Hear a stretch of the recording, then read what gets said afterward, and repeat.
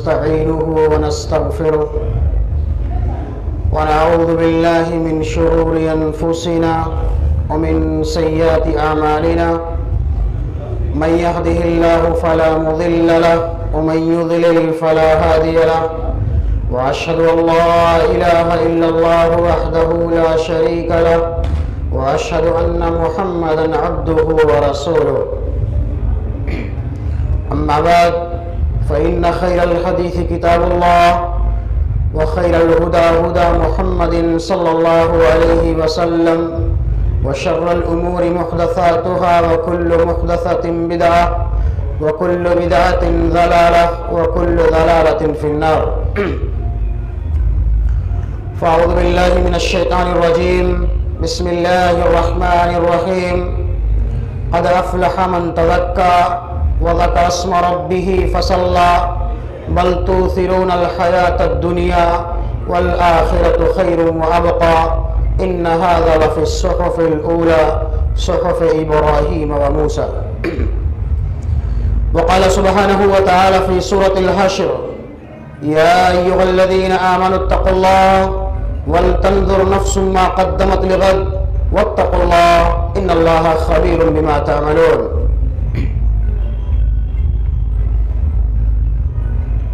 معزز علماء کرام، محترم بزرگوں، نوجوان ساتھیوں، پردہ نشین ماں اور بہنوں اور عزیز بچوں اور بچیوں،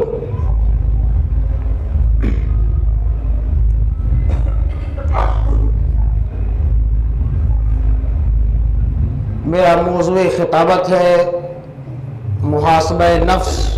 اور آخرت کی تیاری۔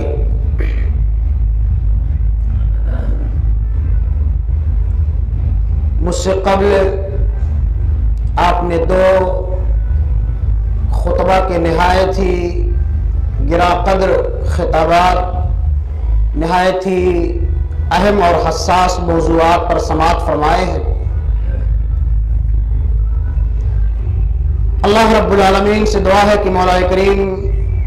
ہمیں سننے سے زیادہ سمجھنے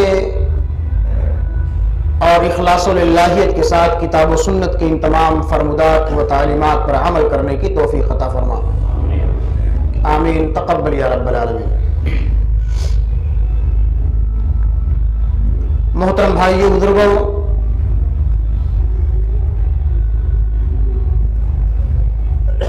ہم اور آپ جانتے ہیں کہ یہ دنیا دار العمل ہے،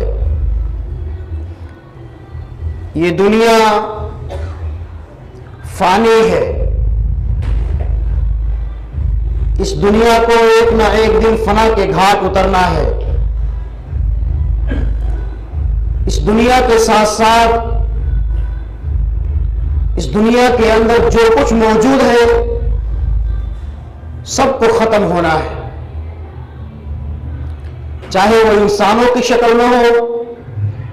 جانوروں کی شکل میں ہو، جناتوں کی شکل میں ہو، چرند اور پرند کی شکل میں ہو۔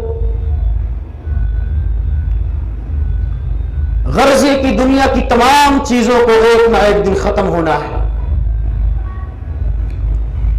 اللہ رب العالمین کا فرمان اس بات پر دال ہے کہ کل من علیہا فان ویبقى وجہ ربک ذو الجلال والاکرام فبأی آلاء ربکما تکذبان۔ کہ دنیا کے اندر جو کچھ بھی ہے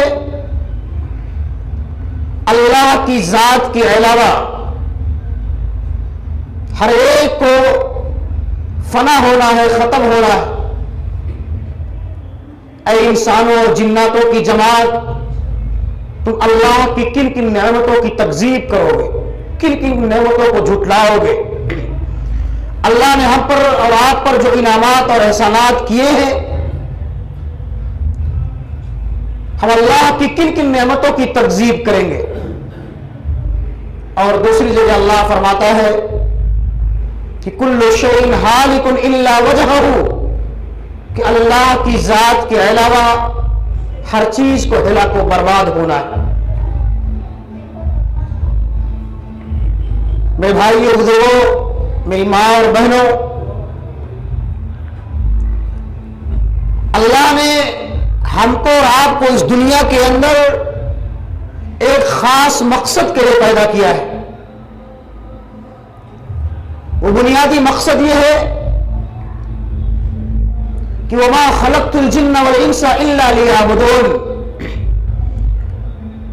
ہماری اس دنیا کے اندر بھیجے جانے کا سب سے بڑا مقصد یہ ہے کہ ہم اللہ کی عبادت کریں۔ اللہ نے جن کاموں کے کرنے کا ہمیں حکم دیا ہے ان تمام تعلیمات اور احکامات کو بلا کسی کمی اور زیادتی کے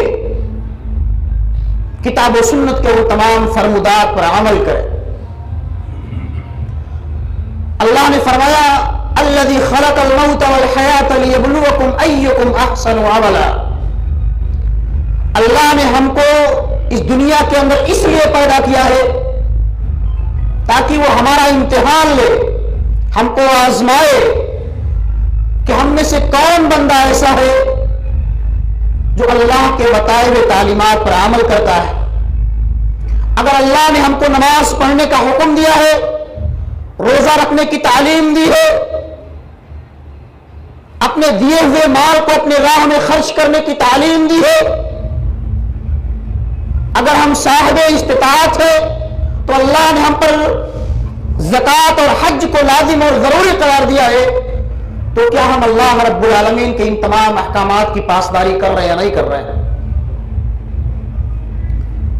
اللہ نے ہم کو والدین جیسی عظیم نعمت سے نوازا ہے، یا اولاد جیسی عظیم نعمت سے نوازا ہے،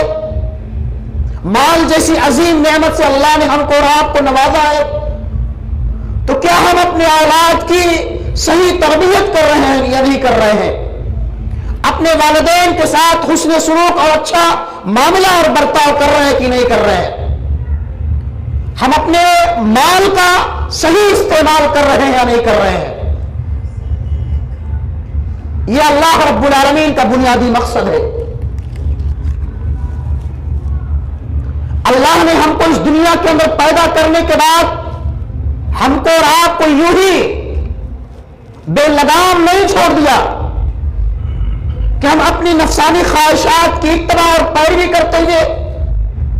شیطان لعین کے بتائے ہوئے راستے پر عمل کرتے رہے۔ اللہ نے ہمارے لیے ایک نظام متعین کیا ہے، ایک دستور متعین کیا ہے قرآن کی شکل میں۔ اللہ نے ہماری رشد و ہدایت کی خاطر اس دنیا کے اندر بے شمار انبیاء کرام علیہ السلام کو بھیجا ہے، خاص طور پر ہمارے آخری نبی جناب محمد رسول اللہ صلی اللہ علیہ وسلم کو بھیجا تاکہ ہم انسان، ہم گنہگار جو شرک و بدعات کی ان عمیق گہرائیوں میں ڈوبے ہوئے تھے، جن کو نہ تو اللہ کی وحدانیت کا علم تھا نہ اللہ کی ربوبیت کا علم تھا، اور وہ ظالم قوم جو اپنی بیٹیوں کو زندہ زمین کے اندر دفن کر دیا کرتے تھے، ایسی ناہنجار قوم کے پاس، ایسے ظالموں کے پاس اللہ رب العالمین نے اپنا نبی اس مقصد کی خاطر بھیجا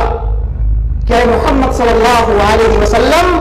آپ جا کر کے دنیا والوں کو سمجھائیے، انہیں اسلام کے اور ایمان کی تعلیمات سے روشناس کرائیے، تاکہ یہ لوگ بتوں کی عبادت کو چھوڑ کر کے، درختوں کی عبادت کو چھوڑ کر کے، سورج اور چاند کی پرستش سے کنارہ کشی اختیار کرتے ہوئے اسے ایک اللہ کی عبادت کریں جو اللہ ہم سب کا خالق بھی ہے، مالک بھی ہے، رازق بھی ہے، مدبر بھی ہے اور پالنہار بھی ہے، اور ساتھ ہی ساتھ ہماری زندگی اور موت کا بھی مالک ہے۔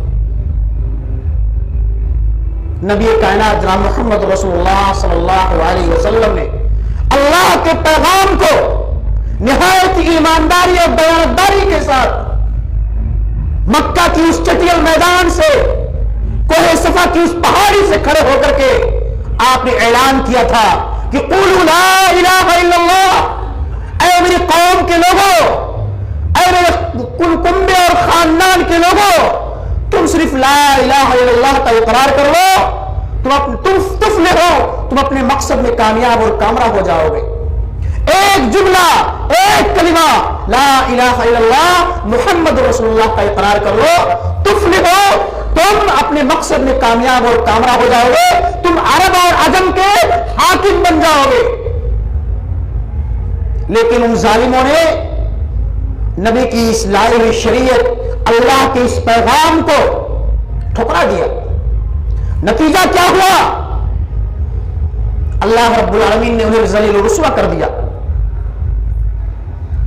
تو اللہ نے ہم کو اور آپ کو اس دنیا کے اندر جس خاص مقصد کے لیے پیدا کیا ہے، وہ بنیادی مقصد یہی ہے کہ ہم اس دنیا کے اندر رہتے ہوئے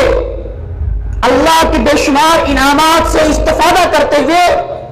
اللہ رب العالمین کی شکر گزاری کرے۔ اللہ سبحانہ و تعالی اپنے نبی جناب محمد رسول اللہ صلی اللہ علیہ وسلم کو تعلیم اور حکم دے رہے ہیں کہ وَاعْبُدْ رَبَّكَ حَتَّى يَأْتِيَكَ الْيَقِينُ، اے محمد صلی اللہ علیہ وسلم، آپ اپنے رب کی عبادت کرتے رہیے یہاں تک کہ آپ کی موت آ جائے، یعنی آپ زندگی کی آخری سانس تک، جب تک آپ کے جسم میں روح باقی ہے، آپ اس وقت تک اپنے پروردگار کی عبادت کرتے رہیے۔ اور نبی نے اس کو کر کے دکھلایا۔ اللہ کے اس قانون پر تا عمر آپ قائم و دائم رہے۔ یہی وجہ ہے کہ اللہ سبحانہ و تعالی نے اپنے نبی کے ذریعے سے ہم امت محمدیہ کو اس بات کی تعلیم دی ہے کہ ہم جب تک اس دنیا کے اندر زندہ رہے، کتاب و سنت کو مضبوطی کے ساتھ پکڑے رہے، اللہ کے بتائے ہوئے تعلیمات پر عمل کرتے رہے اور اپنے نفس کا محاسبہ کرتے رہے، اپنے اعمال کا جائزہ لیتے رہے۔ ہم صبح سے لے کر شام تک کتنے اچھے اعمال کرتے ہیں، کتنے برے اعمال کرتے ہیں۔ ہم میں سے ہر انسان اپنے بارے میں اچھی طرح سے جانتا ہے کہ وہ کتنا اچھا عمل کرتا ہے، کتنا برا عمل کرتا ہے۔ اگر ہم پر اور آپ پر اللہ رب العالمین نے دن اور رات میں 5 وقت کی نماز فرض قرار دی ہے، ہم کتنے وقت کی نماز پڑھتے ہیں اور کتنے وقت کی نماز چھوڑ دیتے ہیں۔ اس نماز کو اللہ نے ہم سے کبھی معاف نہیں کیا ہے۔ آپ چاہے جس حالت میں ہو، آپ کو نماز پڑھنی ہے تو پڑھنی ہے، یہ اللہ رب العالمین کا قانون ہے۔ ہم اور آپ صبح سے لے کر شام تک کتنے اچھے اعمال کرتے ہیں۔ ہم میں سے اکثریت تجار کی ہے، سمجھدار تاجر وہ ہوتا ہے، اچھا بزنس مین وہ ہوتا ہے جو صبح اپنے گھر سے نکلتا ہے اپنے کاروبار کے لیے، صبح سے لے کر شام تک جو لین دین کرتا ہے وہ اس کو اپنی ڈائری اور کاغذ پر لکھتا رہتا ہے، اور جب شام کو اپنے گھر واپس لوٹتا ہے تو یا تو اپنے گھر پر آ کر کے یا اپنی دکان پر بیٹھ کر کے اس کا حساب و کتاب کرتا ہے کہ میں نے صبح سے لے کر کتنے خرید و فروخت کیے، مجھے کتنا فائدہ ہوا، کتنا نقصان ہوا، میں نے کہاں سے مال لیا، کہاں میں نے مال دیا، میں نے کس سے لیا، کس کو دیا۔ یہ ایک اچھی تاجر کی نشانی اور علامت ہوتی ہے۔ اسی طرح سے ایک مومن کا ایک شیوہ ہونا چاہیے، ایک مومن کا ایک کردار ہونا چاہیے کہ صبح اٹھے سب سے پہلے اللہ رب العالمین کی عبادت کرے، اور شام کو بھی اللہ رب العالمین کی عبادت کرتے ہوئے اپنے بستر پر جب سوئے تو اپنے اعمال کے بارے میں، اپنے نفس کے بارے میں جائزہ لے کہ میں نے آج کتنے اچھے اعمال کیے ہیں، کتنے برے اعمال کیے ہیں، میں نے کتنی اچھائیاں کی ہیں، کتاب و سنت کے موافق میں نے عمل کیا ہے اور میں نے کتنے ایسے اعمال کیے ہیں جو کتاب و سنت کے برخلاف اعمال تھے۔ محاسبہ کی دو قسمیں ہوتی ہیں، ایک وہ محاسبہ کہ انسان کوئی عمل کرنے سے پہلے اپنے اعمال کا محاسبہ کرتا ہے۔ ایک تاجر سوچتا ہے کہ اگر میں فلاں سے لین دین کروں گا تو مجھے پروفٹ ملے گا کہ نہیں ملے گا، میرے حق میں بہتر رہے گا کہ نہیں رہے گا۔ یہ قبل المحاسبہ ہوا، اور ایک بعد المحاسبہ، انسان نے تجارت کی، اب وہ سوچتا ہے کہ مجھ کو کتنا فائدہ ملا، کتنا نقصان ہوا۔ اسی طرح سے نیکیوں کے بارے میں، اچھائیوں کے بارے میں، برائیوں کے بارے میں انسان کو کرنے سے پہلے بھی محاسبہ کرنا چاہیے اور کرنے کے بعد بھی محاسبہ کرنا چاہیے۔ یہ ایک عقل مند انسان کی علامت اور نشانی ہوتی ہے۔ جب ہم اور آپ اپنے اعمال کا محاسبہ کرتے ہیں، اپنے اعمال کا جائزہ لیتے ہیں، تو یہ اعمال اور یہ محاسبہ ہمیں اللہ رب العالمین سے قریب کرتی ہے۔ انسان سوچتا ہے، غور کرتا ہے کہ میں نے آج بہت برائیاں کی ہے، میں نے کتاب و سنت کی خلاف ورزی کی ہے، تو ایسا بندہ اللہ کی طرف رجوع کرتا ہے، اللہ سے قریب ہوتا ہے، مسجدوں سے اپنے تعلق کو قائم کرتا ہے، اور ایسے لوگوں سے اللہ راضی اور خوش ہوتا ہے۔ یہی وجہ ہے کہ جو لوگ اپنے اعمال کا محاسبہ کرتے ہیں، اپنے اعمال کے بارے میں سوچتے ہیں اور جائزہ لیتے ہیں، اور جب ان کو اپنی اس غلطی پر ندامت و شرمندگی ہوتی ہے، اپنی اس غلطی کا احساس ہوتا ہے، فوراً اللہ کی طرف رجوع کرتے ہیں اور رب العالمین کی بارگاہ میں حاضر ہو کر کے، رب العالمین کے مقدس گھروں میں آ کر کے،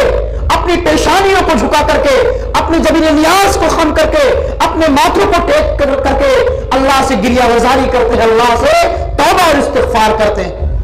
اے اللہ، مجھ سے آج یہ غلطی ہو گئی ہے، اے اللہ مجھ سے یہ گناہ کا کام ہو گیا ہے، اے اللہ مجھ سے جان بوجھ کر کے یا انجانے میں یہ خطا ہو گئی ہے، اے اللہ تو غفور رحیم ہے، تو ارحم الراحمین ہے، اے اللہ تیرا فرمان ہے کہ تم مجھ سے توبہ کرو، استغفار کرو، میں تمہاری خطاؤں کو معاف کر دوں گا۔ اللہ ایسے بندوں سے راضی اور خوش ہوتا ہے۔ لیکن جو لوگ گناہ پر گناہ کرتے ہیں اور اس پر سینہ زوری بھی کرتے ہیں، ڈٹھائی بھی کرتے ہیں، ایسے لوگوں کے دلوں پر اللہ مہر لگا دیتا ہے۔ ختم اللہ علی قلوبہم وعلی سمعہم وعلی ابصارہم غشاوہ، ایسے ظالموں کے دلوں پر اللہ مہر لگا دیتا ہے۔ اور اللہ کے حبیب فرماتے ہیں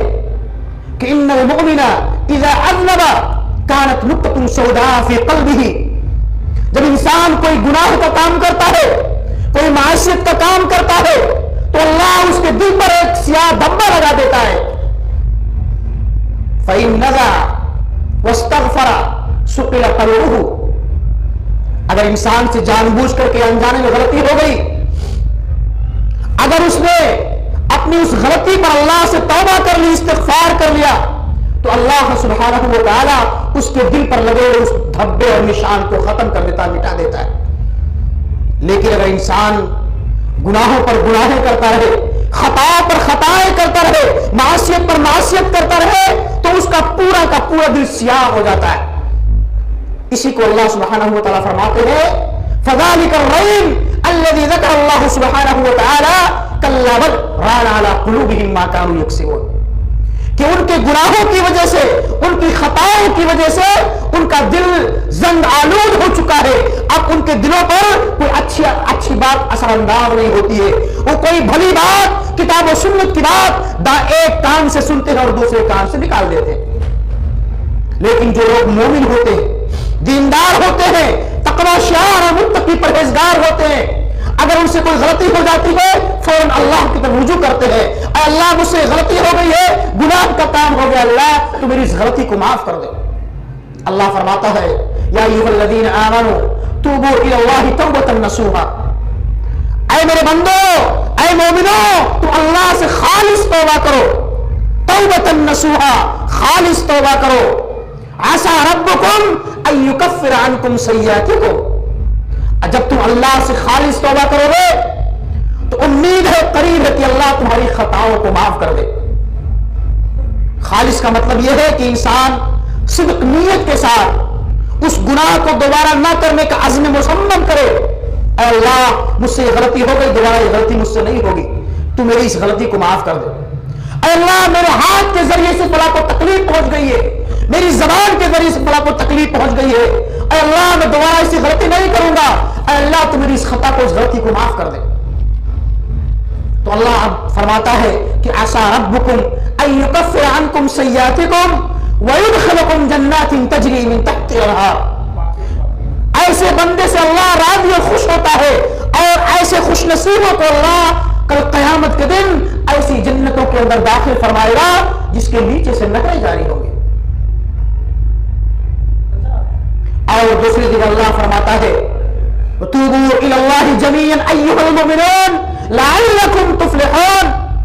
تم اپنے رب سے، اپنے پروردگار سے توبہ اور استغفار کرو، شاید کہ تم پر رحم کیا جائے۔ میرے بھائی بزرگوں، میری ماں اور بہنوں، ہم اور آپ جانتے ہیں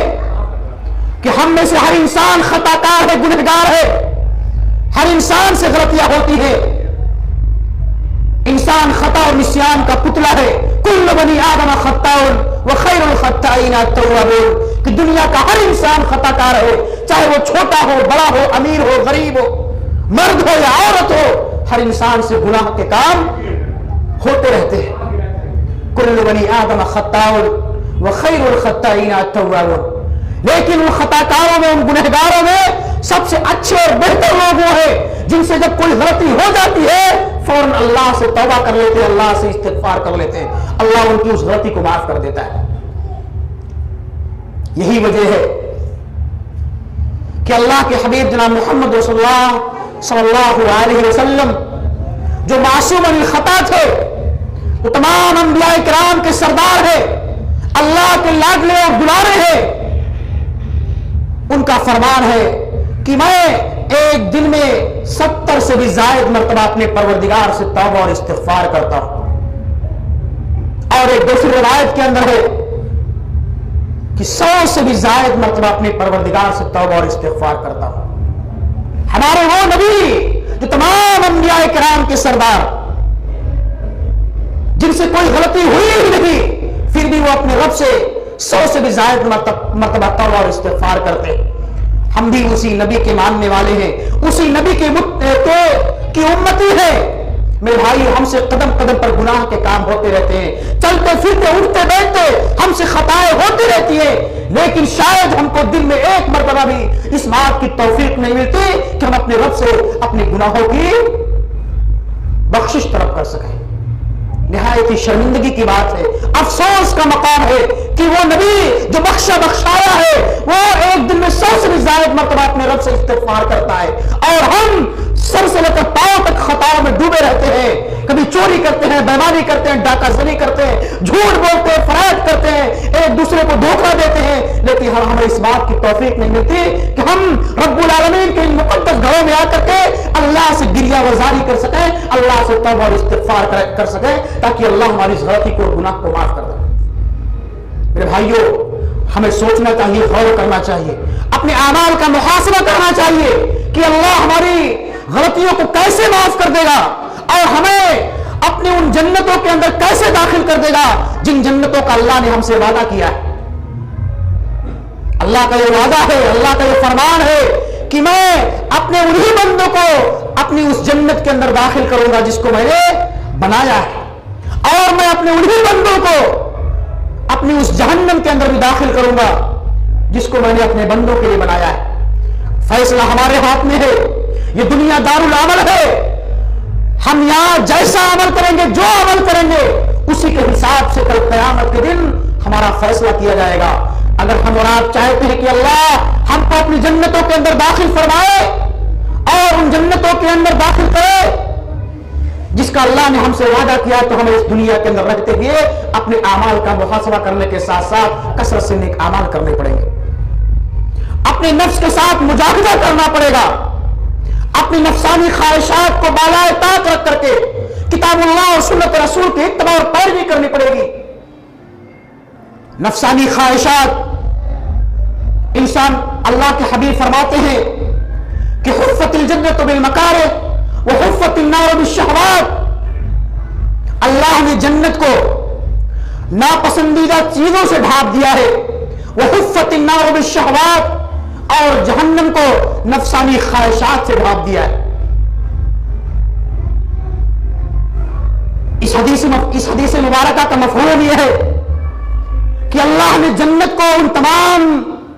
ناپسندیدہ چیزوں سے ڈھانپ دیا ہے جو انسان اس دنیا کے اندر کرنا نہیں چاہتا۔ حفت الجنت بالمکارہ، وہ اعمال جو انسان کے لیے باعث نجات ہے،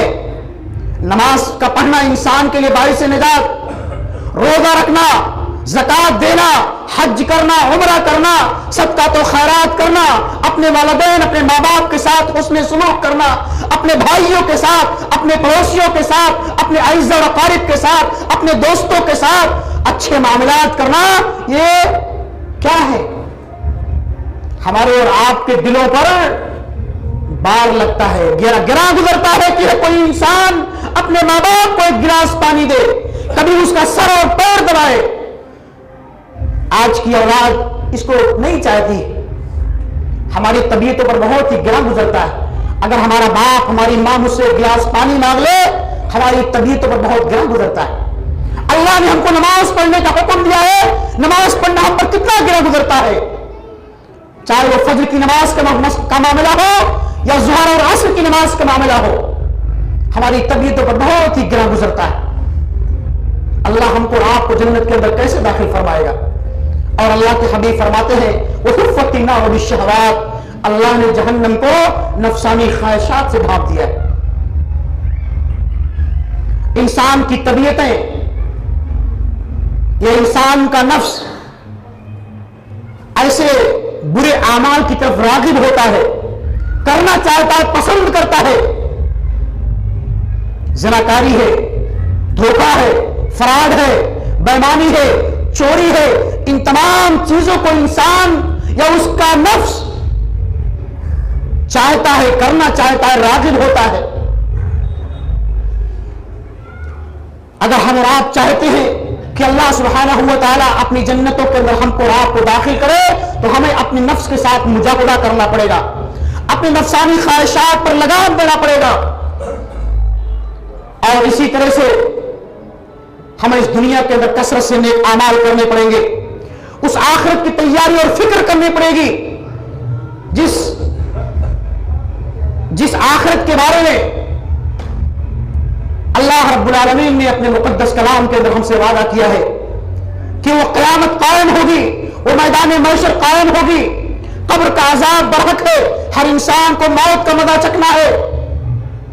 کل نفس ذائقۃ الموت وانما توفون اجورکم یوم القیامہ فمن زحزح عن النار وادخل الجنہ فقد فاز وما الحیاۃ الدنیا الا متاع الغرور۔ آخرت کا، اگر ہم کو اور آپ کو آخرت کی تیاری کرنی ہے تو مرنے کے بعد نہیں بلکہ اسی دنیا کے اندر کرنی ہے، اس لیے کہ یہ دنیا دار العمل ہے، ہم جو کچھ یہاں بوئیں گے وہی کل قیامت کے دن کاٹیں گے۔ اللہ فرماتا ہے کہ تم میں سے ہر ایک کو موت کا مزہ چکھنا ہے، وَإِنَّمَا تُوَفَّوْنَ أُجُورَكُمْ يَوْمَ الْقِيَامَةِ، اور تم جو کچھ بھی اعمال اس دنیا کے اندر کرو گے اس کا پورا پورا بدلہ کل قیامت کے دن تمہیں دیا جائے گا۔ فَمَنْ زُحْزِحَ عَنِ النَّارِ وَأُدْخِلَ الْجَنَّةَ، جس کو کل قیامت کے دن جہنم کی اس دہتی ہوئی آگ سے بچا لیا گیا اور جنت کے اندر داخل کر دیا گیا، فقد فاز، ایسا انسان اپنے مقصد میں کامیاب اور کامرا ہے۔ وما الحیات الدنیا الا متاع الغرور، اے لوگوں، اے انسانوں، یہ دنیا کی زندگی میں اس کھیل اور تماشے کی جگہ ہے، یہ دنیا، اس کی تمام رنگینیاں، تمام دل فریبیاں، تمام آسائشیں، یہ محض دھوکے کا سامان ہے۔ یہ شیطان لعین جو انسان کا کھلا ہوا دشمن ہے، ان الشیطان لکم عدو فاتخذوہ عدوا، یہ شیطان تمہارا کھلا ہوا دشمن ہے، تم اس کو اپنا دشمن سمجھتے ہوئے اس کے مکر و فریب سے، اس کے ہیلے اور بہانے سے، اس کی چال بازیوں سے تم اپنے آپ کو بچائے رکھو۔ مرنے کے بعد ایک انسان کو قبر کے اندر داخل کیا جاتا ہے، میت کے ساتھ انسان کی تین چیزیں جاتی ہے، یتبع المیت ثلاثۃ اہلہ وعملہ ومالہ، جب مردے کے ساتھ تین چیزیں جاتی ہیں، اس کے اعمال جاتے ہیں، اس کے اہل ویال جاتے ہیں اور اس کا مال جاتا ہے۔ دو چیزیں میت کو دفن کرنے کے بعد واپس آ جاتی ہیں، اس کے گھر والے، اس کے اہل ویال اور اس کا تھوڑا سا مال جو چارپائی وغیرہ کی شکل میں جاتا ہے وہ واپس آ جاتا ہے۔ ایک چیز اس کے ساتھ ہمیشہ باقی ہوتی ہے، وہ چیز کیا ہے؟ ہمارے اور آپ کے اعمال ہیں، وہ اعمال جس کو ہم نے اور آپ نے اس دنیا کے اندر کیے۔ اگر ہمارے اعمال اچھے ہیں، اگر ہم پر نیکیاں غالب ہیں، تو یقیناً قبر کی اس وحشت ناکی اور دہشت ناکی سے اللہ ہم کو اور آپ کو معمور اور محفوظ رکھیں گے۔ ہمارے قبر کے اندر ہمارے لیے جنت کی کیاریوں کو کھول دیا جائے گا، ہمارے لیے جنت کے بستر بچھا دیے جائیں گے۔ اگر ہم نے اس دنیا کے اندر کثرت سے نیک اعمال کیے ہوں گے تو ہم فرشتوں کے ان سوالوں کا صحیح جواب دے سکیں گے کہ من رب کا، تیرا رب کون ہے؟ ربی اللہ، میرا رب اللہ ہے۔ ما دینوں کا، تیرا دین کیا ہے؟ دین الاسلام، میرا دین اسلام ہے۔ من نبیوں کا، تمہارے نبی کون ہے؟ نبی محمد رسول اللہ، ہمارے نبی محمد رسول اللہ ہے۔ لیکن اگر ہم نے اس دنیا کے اندر کثرت سے گناہ کے کام کیے ہوں گے تو ہم فرشتوں کے ان سوالوں کا صحیح جواب نہیں دے سکیں گے۔ اللہ کے حبیب فرماتے ہیں کہ یہ قبر جو ہے آخرت کی منزلوں میں سے پہلی منزل ہے، جو انسان اس قبر کی ہولناکیوں سے بچ گیا وہ اور باقی منزلوں میں وہ کامیاب اور کامرا ہو جائے گا۔ ایک مرتبہ اللہ کے رسول حضرت براء بن عازب رضی اللہ عنہ کی مشہور حدیث ہے کہ اللہ کی فرماتے ہیں کنا مع رسول اللہ صلی اللہ علیہ وسلم، ہم لوگ اللہ کے رسول کے ساتھ ایک جنازے میں شریک ہوئے، آپ ایک قبر کے پاس بیٹھ گئے، بیٹھ کر کے آپ رونے لگے، یہاں تک کہ آپ کی داڑھی مبارک آنسو سے بھیگ گئی اور وہ مٹی اور وہ زمین بھی بھیگ گئی۔ فبکا، آپ رونے لگے، وہ مٹی بھیگ گئی۔ اس کے بعد آپ نے کہا یا اخوانی لمثل ھذا فاعدوا، اے میرے ساتھیوں اور میرے صحابہ، تم اس قبر کی تیاری کرو اس دنیا کے اندر، اس لیے کہ اس قبر کے عذاب کو تمہارے لیے صرف وہی چیز بچانے والی ہے جو تم اس دنیا کے اندر نیک اعمال اور برے اعمال کرو گے۔ اگر ہم اور آپ چاہتے ہیں کہ اللہ ہم کو قبر کے عذاب سے معمور اور محفوظ رکھے تو ہمیں اس دنیا کے اندر کثرت سے نیک اعمال کرنے پڑیں گے۔ اسی طرح سے اگر ہم اور آپ چاہتے ہیں کہ اللہ ہمارے نام اعمال کو ہمارے داہنے ہاتھ میں کل قیامت کے دن دے تو ہمیں اس دنیا کے اندر نیک اعمال کرنے پڑیں گے۔ اور اگر ہم اور آپ چاہتے ہیں کہ اللہ ہمارے نیک اعمال کو، ہمارے اعمال کو ہمارے برے ہاتھ میں دے تو آپ اپنے نفسانی خواہشات کی اتباع کیجیے، شیطان لعین کے بتائے ہوئے طریقے پر عمل کیجیے۔ اللہ فرماتا ہے کہ ایسے لوگ اپنے مقصد میں کامیاب اور کامیاب ہوں گے جن کا نام اعمال ان کے دائیں ہاتھ میں دیا جائے گا۔ فاما من اوتی کتابه بيمينه فيقول هاؤم اقرءوا كتابيه اني ظننت اني ملاق حسابيه فهو في عيشة راضية في جنة عالية قطوفها دانية كلوا واشربوا حنيا بما اسلفتم في الايام الخالية۔ جاؤ تم جنت کے اندر جاؤ، عیش و عشرت کی زندگی گزارو۔ کیوں؟ اس لیے کہ تم نے دنیا کے اندر بہت سارے اچھے اعمال کیے تھے، یہ تمہارے دنیا کے اندر کیے گئے اعمال کا بہترین بدلہ آج تمہیں جنت کی شکل میں دیا جا رہا ہے۔ اور اگر ہم نے اور آپ نے اس دنیا کے اندر کثرت سے گناہ کے کام کیے کریں گے تو اللہ فرماتا ہے وَأَمَّا مَنْ أُوتِيَ كِتَابَهُ بِشِمَالِهِ فَيَقُولُ يَا لَيْتَنِي لَمْ أُوتَ كِتَابِيَهْ ولم ادر ما حسابيا يا ليتها كانت القاضية ما اغنى عني ماليا هلك عني سلطانيا خذوه فغلوه ثم الجحيم صلوه ثم في سلسلة ذرعها 70 ذراعا فاسلكوه۔ اللہ فرماتے ہیں کہ ایسے ظالموں کو، ایسے گنہگاروں کو اللہ حکم دے، اللہ فرشتوں کو حکم دے گا کہ ان ظالموں کو 70 گز کی زنجیر کے اندر جکڑ لو، باندھ لو اور گھسیٹتے ہوئے جہنم کی دہکتی آگ کے اندر چھوڑ دو۔ میرے بھائیوں، یہ دنیا فانی ہے اور آخرت ہمیشہ رہنے والی ہے۔ اس دنیا کے اندر جیسا فصل ہم بوئیں گے، جو کچھ نیک اعمال